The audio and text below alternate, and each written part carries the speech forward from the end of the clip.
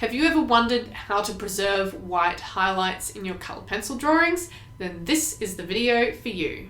G'day everyone and welcome to my art channel, Brushes with Beck. In today's video, I'm going to be showing you how to use the indenting tool with colour pencil to create white highlights. The tool I am using is this Whiskers double-ended, dual-ended embossing tool. It has two separate ends on it, so a large ball end and then a smaller ball end to create two different sizes of indents in your paper. Now for this, we're mostly going to be using the small ball end. Now for this demonstration, I am using a Bristol smooth paper. This is the Eckersley's Art and Craft brand, home brand Bristol Smooth. It's an art store in Australia. So what you're going to do is, using your embossing tool, is press down firmly and create some indents in the paper. You want to make sure you have something with a little bit of softness behind it. I've got a sheet of cardboard here. You don't want to do this directly onto a hard surface or it won't indent as easily. And just create some marks on the paper. I'm going to use the small end and the big end here so you can see the difference in size. You do have to be quite firm, because if you're not firm enough, your pencil will still fill in the colour in these areas. So once you've got your lines in, grab a pencil. Now be mindful that you need to hold your pencil in a way that the sharp point doesn't enter into these crevices. So use a more flat side of your pencil and colour over them, and you can see how well those white areas in the paper remain in place.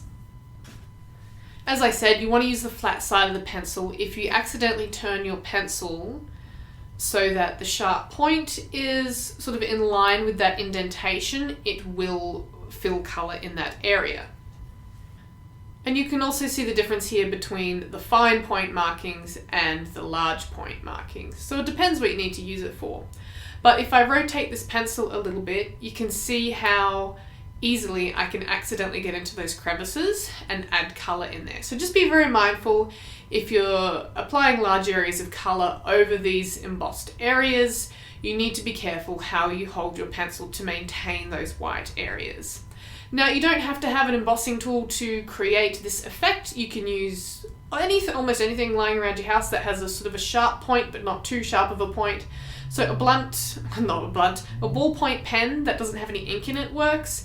Here I'm going to show you how it can be done using a white colour pencil. Now you want to make sure you are using a hard brand of colour pencil. I'm using the Polychromos here for this demonstration, so you don't want to use a wax-based pencil, and you want to make sure that your pencil isn't too sharp, because you will just snap the end, because remember, you need to apply fairly firm pressure. So once you've gone in and made those marks, once again you can colour over with your pencil to demonstrate how you can keep those white areas white, and you can use a white colour pencil versus an embossing tool. Now I personally find the white colour pencil, it works well, but it doesn't always work as well as the embossing tool itself. However, if you preserve those white areas with the embossing tool, I find sometimes then using a very sharp point with a white pencil and colouring in those white areas can help colour to remain off of those areas. Now keep in mind that just because we're using white paper doesn't mean that we can't emboss on different colours. So if you're drawing an animal and that animal doesn't have any white highlights in their fur, you think, well, what's the use of this tool? Well, the use of this tool is you can put down your pale base layers of colour.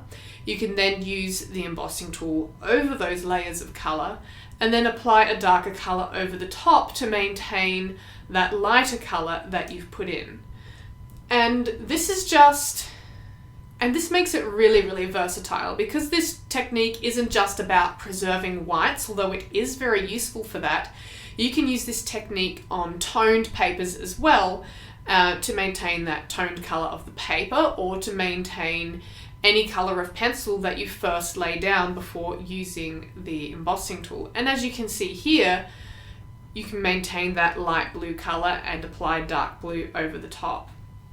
Now, just as a quick example on how these techniques can be applied, in this next circle I'm going to draw some very rough, like whiskers of a cat.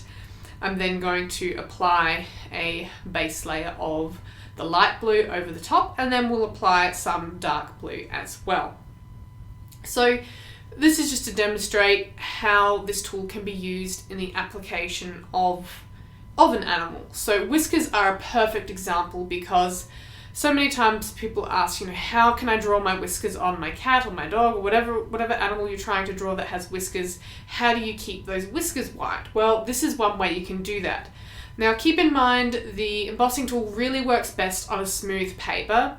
If you're using a textured paper, it's really not going to work. It's going to be hard to maintain smooth lines, and also it's not going to be as effective because the texture of the paper is also going to keep areas white as well as your embossing tool areas. So it's not going to look quite as good.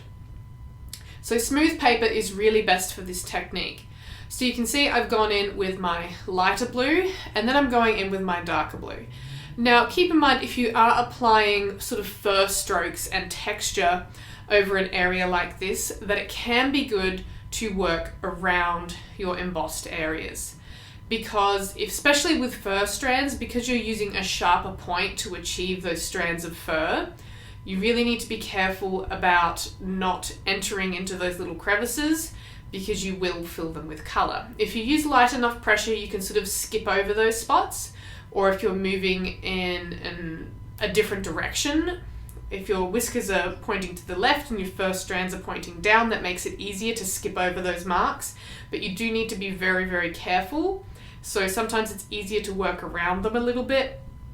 So you'd make sure that you don't get any colour into those whiskers. So that's just one example of how this technique can be used.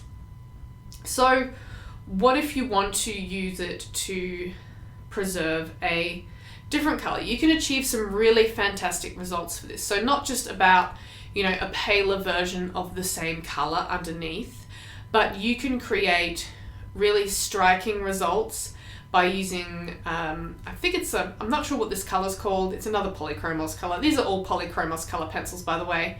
It's sort of like a yellow-orange color, and we're just going to lay that down as the full base here. And this is going to be the color that we use the embossing tool on, and then we can see how that maintains that bright color underneath the darker color over top. Now this is the same technique as we did with the blue, but it's about maintaining a different color or highlight or whatever impact you want to go for with the piece that you're working on. This is another really effective method. It doesn't have to be simply the same color tones. It can be any different color underneath that you want. Now obviously with applying the dark blue over the top, we're getting a bit of a green tone because obviously it's a yellowy color, and blue and yellow make green if you didn't already know. So, but you can see it makes it very, very striking because you've got that bold yellow color coming through underneath. Now, if you have a lovely steady hand and are good at redrawing lines, you can simply apply your yellow pencil or your orange pencil in the strokes that you want, and then trace those lines with your embossing tool. Now, you do have to be very, very careful with this because it is difficult to be very accurate to those lines, I find, especially when I'm applying a large amount of pressure with the embossing tool. But it is extremely effective because you can get those bold colors. You don't have to color around them, but you're also not tainting your blue color with that yellow from underneath. And it's really, really striking impact that it creates, as you can see here. So not only have we got that, maintain those rich orange colors, we've got a little bit of a highlight on some of the edges where I've missed the orange line with the embossing tool, but it maintains that rich blue color and you don't have to worry about getting those colors mixed up and mixed together. Now for the next thing here, for another a mini real world example again, we're just going to draw some fur. So we're going to use the techniques I've shown you above with the different with maintaining whites and maintaining a different color underneath, and we're going to go in and draw some fur. Now we're going to pretend that this is, say, the back of a tabby cat. So first things first, I've gone in and just embossed a little bit with that tool for some bright fur highlights, just in a couple of places, and then I've gone in with my light blue and applied that as a base layer. Now once you've got that light blue in, then going to go in with the embossing tool again. Now this time I'm going to go in all over this little circle and apply fur strands all through here. Now you want to do the same thing with the embossing tool as you would if you were drawing the fur strands in with your colour pencil. You want to make them a little bit curved, you want them to look natural and realistic. You don't want them all the same length, pointing the same direction, curved the same way. So keep a little bit of natural variation in there to try and make them look a little bit natural. So obviously you don't need to just use one technique with the embossing tool, either applying it for the white or applying it for an underneath colour. You can use both in the same piece, and you can do this again with an additional darker or different colour over the top multiple times.